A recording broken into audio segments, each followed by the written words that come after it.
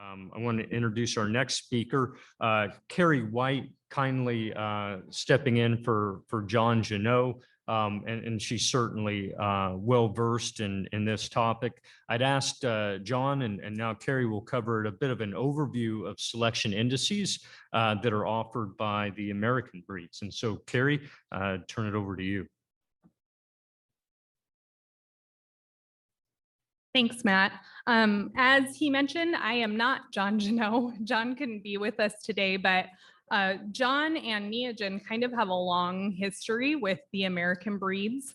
John first started doing genetic prediction for the King Ranch about 15 years ago. And developing selection tools for them. And then his first breed association customer was actually the Santa Gertrudis Association.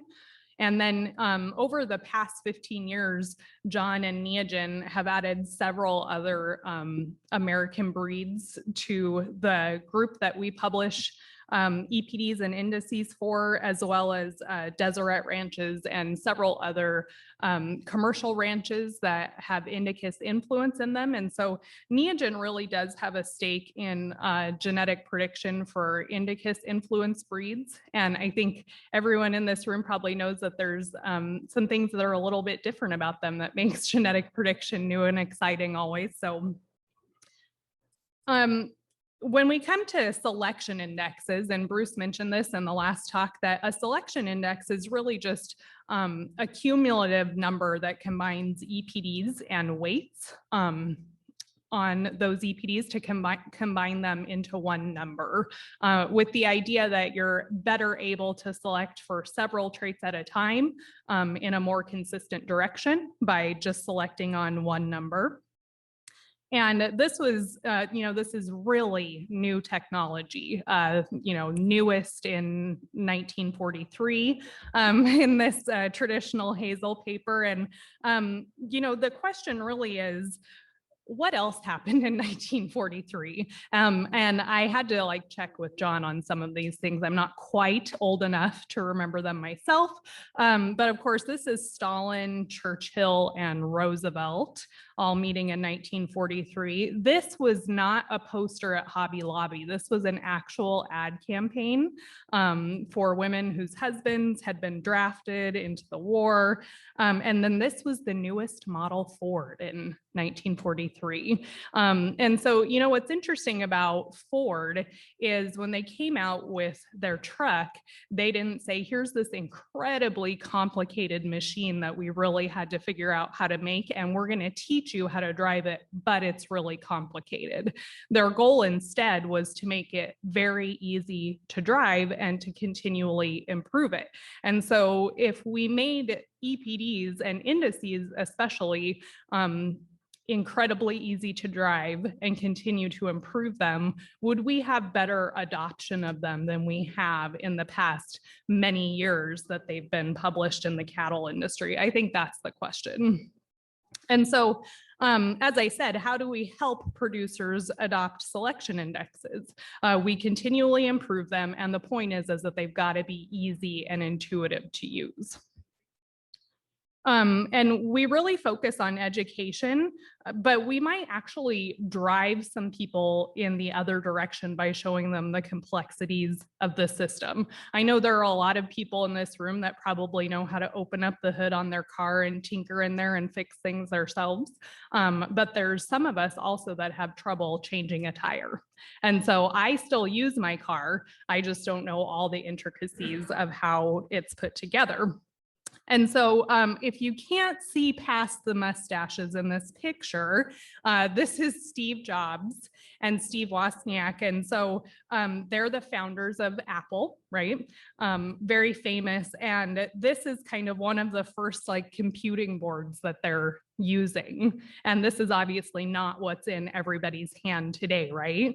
And so really, I think Steve Wozniak's original idea was, let's show people how to use these incredibly complicated machines. And Steve Jobs said, no, they need to be able to hold them in their hand and swipe with their fingers during this talk at 3:30 p.m. after snack time, right? And so that's why Apple has been successful. And so how could we make selection indexes successful in that same way, just so intuitive to use? So while those guys were messing around in California, there was actually some really serious work going on in New York. This is Clausen and Pollock. I'm sure everybody knows of these guys, but they're the reason that we can, apply the animal model on a herd and be able to predict things in an animal model, especially for traits like milk. That have a maternal component. And I'm sure John likes putting this in here because he was a student and of these guys. And so I actually rolled my eyes when I saw that John focused on the Milk EPD because he knows it's one of my least favorite, mostly because I don't feel like it's so intuitive, but I actually think we agree on that. And that's why he used it in this explanation. So milk is maternal weaning weight. And the thing that's really not intuitive about milk, which is why I don't like it, is that it has an inverse relationship to direct weaning weight. So as direct weaning weight, pounds of weaning weight go up, your maternal component actually goes down. And I don't feel like that makes any sense. That might just be me. But the point really, if you're a breeder, is if I want to select the very best bull out there for weaning weight, and also pick the very best bull for milk in the same bull, I won't be able to find it. They don't exist. It's an inverse relationship. And so that makes it really difficult to understand and select for if you're trying to single trait select for this component. And even if we kind of lower our standards a little bit, it's still hard to find animals that are really good for direct and maternal weaning weight at the same time. And so this doesn't always make sense because if you think of milk, gallons produced by a mother that contributes to the weaning weight of her calf, you would think that that would all be very linear, right? So more milk means more pounds of her calf, which means more money for me if I'm selling my calves at weaning. However, if you actually look at the value of pounds weaned compared to the probability that a female will breed, especially in indicus influenced cattle, there's an optimum there. Because if you continue to select on milk, then the probability that that female will get bred actually goes down. So this is in Santa Gertrudis cattle. And so obviously there's a sweet spot there where these red and blue lines intersect. And so if you continue to select on milk without paying attention to any of your other traits, you could end up losing out in a bunch of cows not getting pregnant at the end of the breeding season. And so the total relative value really plateaus and then starts to go down if you continue to select on milk. And so if we're talking about weightings for a selection index, how do you weight that? How do you weight milk in a selection index? That's a really complex question. If you're just looking at kind of the line through the total relative value, the slope here is about 0.35, but what if you're in a different environment? What if you're in an environment where many of our breeders are being indicus influenced, where the environment is harsh? And so if you put animals in a harsh environment and you continue selecting on milk, the total relative value of that trait might even be less. It might even be negative. And so that's a real challenge in asking ourselves how we handle traits like milk in an economic selection index that's supposed to select the absolute most successful, most profitable animal for all of these traits at once. So do we use nonlinear equations? Those can be very difficult to parameterize and then explain, because half the battle for some of the people in this room is how do I explain using those indexes to my breeders, and that is no small feat, right? So do you not include milk in the index? Do you say, I don't want too much milk, so I'm just not going to use it in the index? Is that the answer? And I think that's super risky. And the reason for that is if we look at weaning weight maternal EPDs versus weaning weight direct, we see this inverse relationship. So that means if I am selecting for weaning weight direct or selecting against weaning weight direct, I'm selecting for milk, then eventually I'm going to actually decrease the weaning weights in my herd over time directly because I've been selecting against milk. So that's not ideal. Conversely, if you select only on weaning weight direct, which is the blue line, and you don't do any checks on milk, then over time, you're going to be decreasing the weaning weight maternal component in your herd. So how do we handle that? And I think the point is, and Lee made this point in the last session, is that no selection decision ever is made in a vacuum. So selecting on one trait is always going to have an effect on the other traits that it's correlated with, much as we would wish that's not true. So how do we handle milk EPDs in the index? Can we adjust the index to make the genetic trend for milk flat? This might mean that we end up giving some progress in the direct trait that we're selecting for, but we don't have any of the negative influences on milk that we would if we just ignored it altogether. And so John's point here is that he's trying to hold the change in milk constant. It's not that he's selecting for it one way or another, but he's just trying to make sure that milk doesn't change over time as a result of selecting on weaning weight direct. Now, the progress that you make in weaning weight direct won't be as quick as it would if you just single trait selected on it, but you're also not causing any train wrecks in any of the component traits that you find in the index. So I've actually heard Lee say this before, that a user of selection indexes should care less about the traits included and the coefficients and really care more about the correlation to traits. And so I think we get into this sometimes in the breed association world, in the breed improvement committees. They get really caught up on what the coefficients are in the index. And I don't know that that matters quite as much as how they affect the component traits. That's really what I would want to know as a breeder. If I select on this index, how's it going to affect my weaning weights because I sell my calves at weaning? That's what I would want to know. And so the American breeds and the commercial ranches that we work with, most of them have indexes. The American Brahman Breeders Association has a bull index and a queen index. And just going through here, you can see that, you know, they're selecting for different things, but obviously the bull index, hot carcass weight, has a very high component there. The selection on the index is correlated by about 0.86 to the hot carcass weight EPD. And then the queen index, obviously being a maternal index, a little bit less, more correlated towards docility. The Brahman Breeders Association has actually made really huge leaps and bounds in docility over the last 15 years or so. And then scrotal circumference, of course, in hopes that it will help with bull fertility and things like that. And so the International BRANGUS Breeders Association also has a growth index and a fertility index.